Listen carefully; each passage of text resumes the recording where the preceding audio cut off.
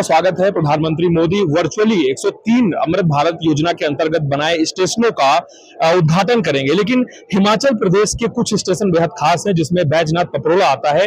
Northern railway के अंतर्गत विकसित किया गया स्टेशन है। मेरे साथ महाप्रबंधक है उत्तर रेलवे के। सर, कितना खास है ये पल, क्योंकि एक बार फिर से भारत बदल रहा है, रेलवे बदल रहा है। भारतीय रेलवे के लिए बहुत खास पल है। आज 103 अमृत भारत स्टेशन जो माननीय प्रधानमंत्री जी देश को समर्पित करेंगे, उसमें उत्तर रेलवे के 3 स्टेशन हैं। बैजनाथ पपरोला है, बिजनौर है और हमारा सहारनपुर है। ये एक प्रक्रिया शुरू हुई है जिसमें करीब 1250 स्टेशनों पे काम हो रहा है पूरे देश में। उसमें उत्तर रेलवे के 144 स्टेशन है। तो आपने देखा होगा पहले कि जो छोटे स्टेशन होते थे या जो छोटे कस्बे हैं, वहाँ पे जो स्टेशन होता था उसके ऊपर हम उतना ध्यान नहीं दे पाते थे या उतना वहाँ पे इन्वेस्टमेंट नहीं कर पाते थे। इस योजना के तहत ये सोचा गया कि इन स्टेशनों को हम ऐसा डेवलप करें कि आगे आने वाले 40-50 साल के लिए यात्रियों के लिए भी सुविधा हो और जो इस क्षेत्र के डेवलपमेंट में भी काम कर पाए। उसी सोच के तहत सभी स्टेशनों का काम हो रहा है। और आज हमारा जो बैजनाथ का काम कंप्लीट हुआ और इसको जो देश को समर्पित करेंगे, ये भारतीय रेलवे के लिए भी और ये कांगड़ा वैली के लिए भी एक बहुत खुशी का दिन है। इससे यहाँ आने वाले यात्रियों को सुविधा मिलेगी और इसी तरह से हम लोग और भी स्टेशन इस रूट के डेवलप करेंगे। अभी हम लोग पालमपुर को भी डेवलप करेंगे, पठानकोट में काम होना है, तो बहुत सारे और भी काम होने हैं और एक प्रक्रिया है जो आगे चलती रहेगी। सर, हिमालय में जो भी एरिया है वहां पे टफ माना जाता है आम जनजीवन। जब यात्रा रेलवे के माध्यम से होगी और विकसित भी कर देंगे स्टेशन को, तो कितना ज्यादा इस टफ कार्य को करने में जो चीजें आई हैं, जो मुश्किलें आई हैं, वो कितना अब यहाँ पे आपको अच्छा लग रहा है? देखिए, जो भी इंफ्रास्ट्रक्चर काम होता है और खासकर हिल एरिया में वो करना मुश्किल होता है, चाहे रोड का काम हो चाहे रेलवे का काम हो।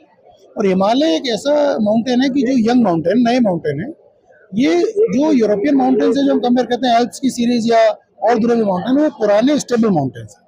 तो यहाँ आपने देखा होगा लैंडस्लाइड प्रोन एरिया होता है, हाईवेज पे बहुत लैंडस्लाइड्स होते हैं, बीच में काफी समय तक रुक जाता है ट्रैफिक। उस सिनेरियो में जो रेल सिस्टम है, नॉर्मली हमारा स्टेबल सिस्टम होता है, तो पूरे साल हमें कनेक्टिविटी दे पाते हैं। ऑल वेदर 24/7 365 डेज कनेक्टिविटी दे पाते हैं। तो किसी भी ऐसे क्षेत्र के लिए जहाँ पे कनेक्टिविटी के इश्यूज हो या प्रॉब्लम हो, एक बहुत जरूरी चीज होती है।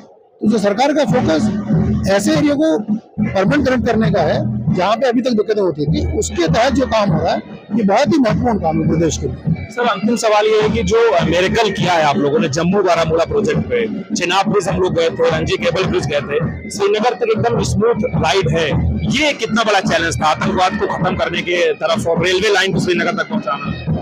ये वाकई में बहुत टफ प्रोजेक्ट था, क्योंकि पूरी दुनिया में इतना डिफिकल्ट प्रोजेक्ट से पहले कभी हैंडल नहीं हुआ। और इसमें जियोलॉजिकल दिक्कतें थी बहुत सारी, और बहुत सारे वहाँ का मौसम की दिक्कत होती है और आतंकवाद भी था। इन सबको काम करते हुए हमारे इंजीनियर्स ने, जो लोकल लोग हमारे साथ जुड़े काम में, इसे बहुत अच्छा काम हुआ और हमें बहुत खुशी है कि आज ये प्रोजेक्ट सक्सेस होता है। तो ये भारतीय रेलवे के जो महत्वपूर्ण कार्य हैं उनमें से एक बैजनाथ पपरोला स्टेशन में जो अमृत भारत योजना के अंतर्गत यहाँ पर उद्घाटन पीएम मोदी कर रहे हैं। सबसे महत्वपूर्ण बात यह है कि ऐसे ही 103 स्टेशनों का पूरे भारत में उद्घाटन किया जा रहा है। जर्नलिस्ट आकाश के साथ अनुज हनुमत, कांगड़ा।